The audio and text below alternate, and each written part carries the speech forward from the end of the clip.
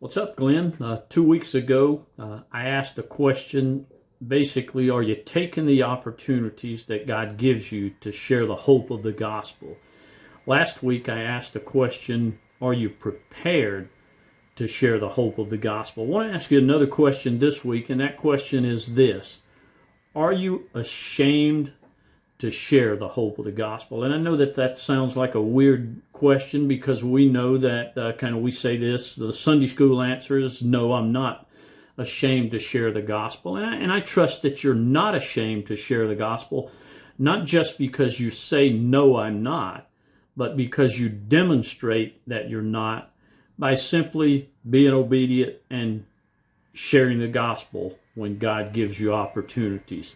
We find this, Paul writing to the church at Rome, and he writes this in Romans chapter 1, verse 16, and it says this: "For I am not ashamed of the gospel, for it is the power of God for salvation to everyone who believes, to the Jew first, and also to the Greek." So Paul is saying, man, I am not ashamed. In verse 14 and 15, a few verses before that, he says, I am obligated and I am eager. Therefore, I am not ashamed of the gospel.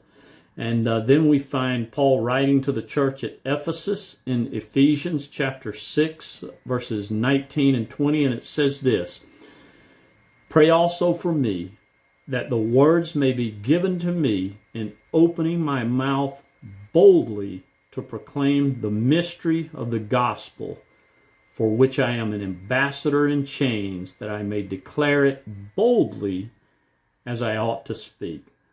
So church, my desire for each one of us is that we would boldly proclaim the gospel as God gives us opportunity, that we would share that hope, and we would share it with no shame, that we would say as Paul, I am not ashamed of the gospel, and I am boldly proclaiming that. I'm prepared to proclaim it, and I am boldly proclaiming it as God gives us opportunity.